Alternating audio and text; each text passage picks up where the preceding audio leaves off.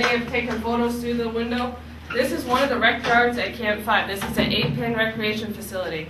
All detainees at Camp 5 are offered 2 hours of recreation daily.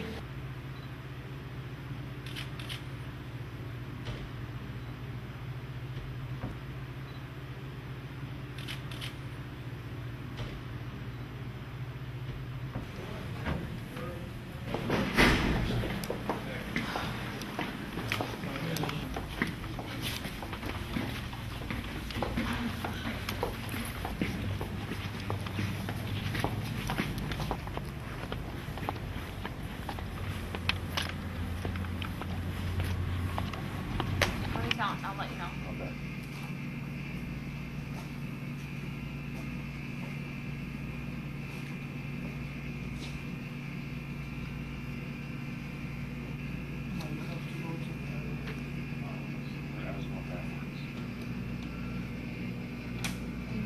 Tell me what's going on here.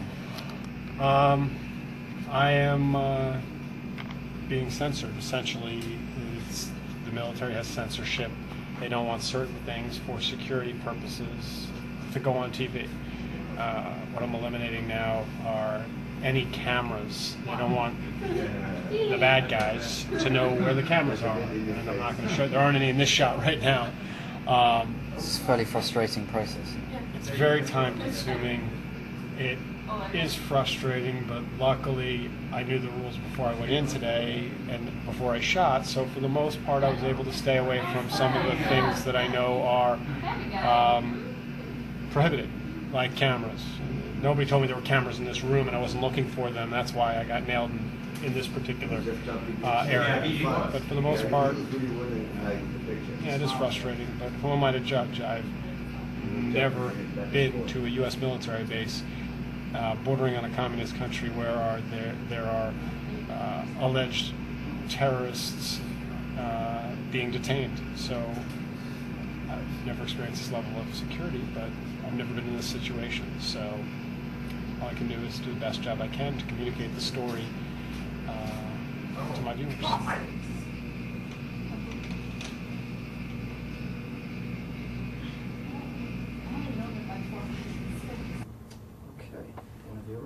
Okay. Again, welcome to ORDIC. ORDIC is the acronym for a very long name, which is the Office for the Administrative Review of the Detention of Enemy Combatants. The detainees are being held here in the international law of armed conflict, and they're being held so they do not return to the battlefield. What we do here is, again, not a court of law, so the rules of evidence do not apply. And the detainees do not see the classified information that is true.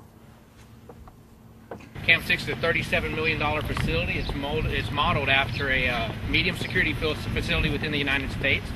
And if we stop right here for a second, I'll point out some things that we've had to do to improve it from a medium security to a maximum security. There's always two to four levels of security on every detainee.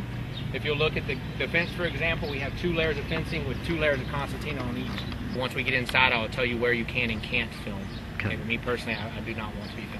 As you'll notice, the guards on the upper and lower levels, there's multiple guards getting face time on each individual detainee at a minimum of 3-minute intervals. These guards walk an average of about 14 miles a day touring in front of the cell doors, up and down, and getting the detainees to and from specific locations. As you notice in the center of the tables, this facility was originally set up for communal type living where they would be allowed to interact with one another. However, due to the operational security aspects of it, they are not. What you see in front of you, everything in this facility is designed to prevent them from harming themselves or harming the guards. And that should include, you'll notice that the mirror is stainless steel and it's permanently affixed to the wall, not with screws but with rivets. Okay, so that they would have to have a drill or something of that nature to pull a rivet out. In addition to that, the toilet and sink is one piece mounted from the rear, permanently affixed to the ground. The mattress is seamless on the sides, so it prevents them from being able to hide anything in the mattress without us being able to detect it. The sheet that they have is designed to prevent tearing and to prevent threads being pulled from it so that it can't be utilized to build any type of rope or device that would harm a guard or themselves. Even the towel rack is a breakaway towel rack so that they try to suspend their weight from it. Okay? Behind you, if you'll notice, there's some salt packets. ICRC and Red Cross, they're allowed to have salt in their diet to both for flavoring of their food and to maintain their sodium intake. Now they're smart enough that they have learned that if they take that salt, for example, and they put it around here and rub it in, that it will corrode this in a matter of hours. It will corrode and get hard enough to where they can actually support their weight on this. So it becomes a cat and mouse game with our guards of ensuring that we check these every day. They know that because of their culture, we're not allowed to touch their Quran or deface their religious items in any way. And if they want to disrupt, it's as simple. If they're constantly evolving and constantly thinking the enemy, and they will put their Quran up here knowing that we can't shut that door now. They know that we can't shut that door because the Quran would fall on the ground and then we would be defacing their religious items. So then, now I have to make sure that I have 2 guards here standing on that because we can't close it. And then and now that disrupts all the operations. And that's what they're doing. They're constantly disrupting our operations. That's what they're trained to do. It's one of their tactics. So we have to do things to ensure that they can't disrupt our operations. So there's a smooth flow of information. So, can you just clarify exactly what your operations are? Our operations are the safe and humane treatment of detainees. They have a pin that's designed to prevent self-harm or to prevent harm to the guards. It's just it's the insert out of a regular pin with a rubber sleeve over it. But they're smart. Like I said, they'll take, for example, this self-harm pin, which is pretty flexible on its own, but they're allowed 15 sheets of toilet paper at any time they request it. They'll wet this toilet paper and mix it with the salt and with the heat that's in here. In a matter of about an hour, that will harden and it'll become like a paper mache. And they put that around this to give it some structure, and it becomes a device that will penetrate our clothing and thus would very easily penetrate our throat, eyes, and things of that nature. So very, very, very intelligent when it comes to adapting their tactics. Are they trying to kill you, or are they trying to kill themselves? I'm just a wee bit confused here. Ma'am, what it is their way. It's the way that they utilize their tactics. They adjust their tactics to draw attention to themselves. Now, if they could do that, ask yourself, if you could draw attention to something, either by harming yourself or having one of your brothers harm yourself, just to bring attention back to the camps, just to try and draw attention to mistreatment or whatever they may feel, or if you can kill a guard, whichever target of opportunity becomes available to draw attention to your cause, you're going to do it. So we have to defend from both ends. We have to defend them from themselves and defend our guards. So we are constantly in that high, real high, constant visual that we have to maintain on them at all times, both for their safety and for ours. Primarily, their safety is paramount.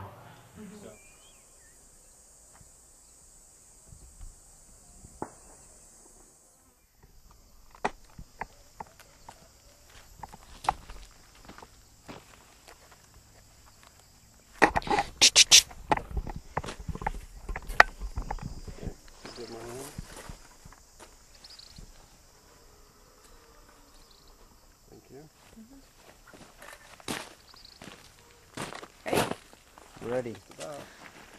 This is Camp X-Ray behind me. It was named for its grid coordinates. It was only open for approximately 4 months in 2002. It was open from mid-January to mid-April 2002. And at the time that it was being used, it only housed about 300 detainees.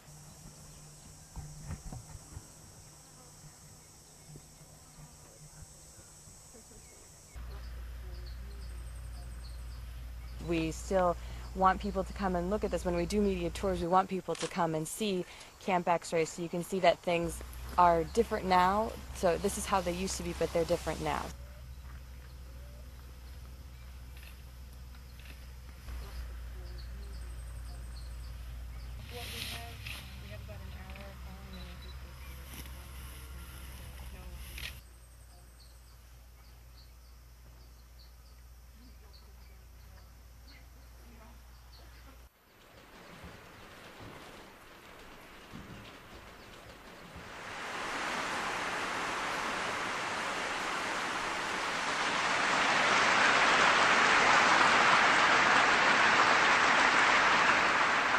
After 9/11, we knew that we had entered a new era, that enemies who did not abide by any law of war would present new challenges to our application of the law. Unfortunately, faced with an uncertain threat, our government made a series of hasty decisions. That all too often, our government made decisions based on fear rather than foresight. And during this season of fear, too many of us fell silent. In other words, we went off course.